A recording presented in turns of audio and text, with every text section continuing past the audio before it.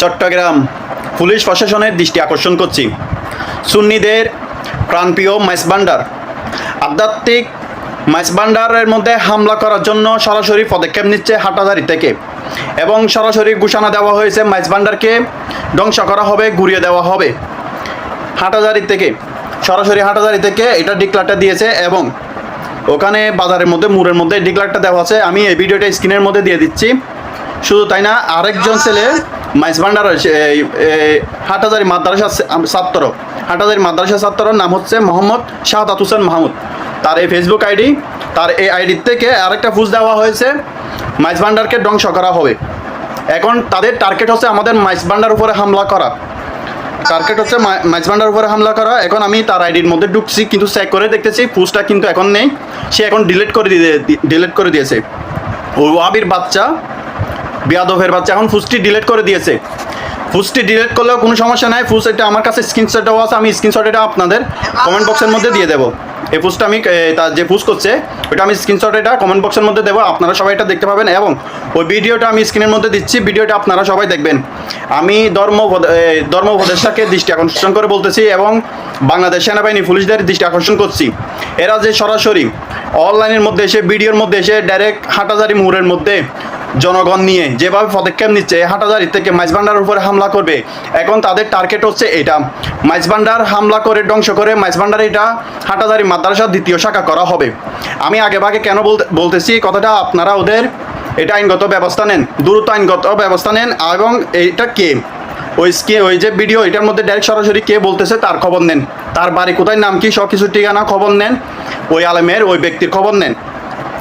একে সরাসরি তা অতি দ্রুত আমি তীব্র নিন্দা জানাচ্ছি, অতি দ্রুত তাকে গ্রেপ্তার করা হোক। যদি আসে মাইজভান্ডারের উপরে যদি আঙ্গুল তুলে, ওই আঙ্গুল শুধু আর থাকবে না, ওই আঙ্গুল ভেঙে দেব এবং জীবিত ফিরবে কিনা এটা কোনো সম্ভব নেই, জীবিত যেতে পারবে না, ওখানে সবগুলো লাশ পড়বে যায়। মাইজভান্ডারে এসে হামলা করা এত সহজ না। আমি পুলিশ প্রশাসনকে বলে দিতেছি অতি দ্রুত ওদেরকে গ্রেপ্তার করা হোক, এটা আইনের একটা ব্যবস্থা নেওয়া হোক। ডাইরেক্ট সরাসরি হুমকি দিতেছে, ডাইরেক্ট সরাসরি পদক্ষেপ নিতেছে মাইজভান্ডারে হামলা করার জন্য। এটা আপনাদের দৃষ্টি আকর্ষণ করছি, জনগণের দৃষ্টি আকর্ষণ করছি, আলোচনা তোল জামাতের দৃষ্টি আকর্ষণ করছি। আপনারা সবাই দেখেন এরা কারা। এই হাটহাজারী থেকে এখন টার্গেট আমাদের মাইজভান্ডারের উপরে, এদেরকে আর সাথ দেওয়া হবে না। এরা সব কিছুতে আগে ঝাঁপিয়ে পড়ে। এরা দেশটাতে কি পেয়েছে, মৃত্যু মানুষ কবর থেকে তুলে পুড়িয়ে দেওয়া হচ্ছে। এরা পেয়েছেটা কি? এটা কি এদের মগের মূল্যক নাকি? দেশটা কি মগের মূল্যক নাকি? হ্যাঁ, আমাদের জশ্নে জুলুসের উপরে এরা হামলা, এরা এত কিছু করে, এদের নেতা কেতা যত সব এরা লেলি করে জুলুস করে নিয়ে আসে। এটার কোনো বেদাত নেই, এটার কোনো ফতোয়া নেই, এটার কোনো দলিল খুঁজে না। হ্যাঁ, এদের বড় বড় আলেম যখন জেলের মধ্যে বড্ডেকের বাদ খেয়ে যখন বের হয়ে আসে, তখন ফুলের মেলা দিয়ে ঈদ মুবারক বলে জুলুস লেলি করে আসে। এগুলো কই পাইছে? এগুলো তখন দলিল খুঁজে না। হ্যাঁ, যখন মাননীয় প্রধানমন্ত্রী যখন দেশ থেকে যখন চলে গিয়েছে, সবাইকে মিষ্টি খাওয়াচ্ছে আর বলতেছে ঈদ মুবারক, ঈদ মুবারক। কোন জায়গায় পেয়েছে এটা, কোন হাদিসে পেয়েছে? হ্যাঁ, সব কিছু ওদের বেলায় যায়। এদেরকে আর দলিল দেওয়া যাবে না।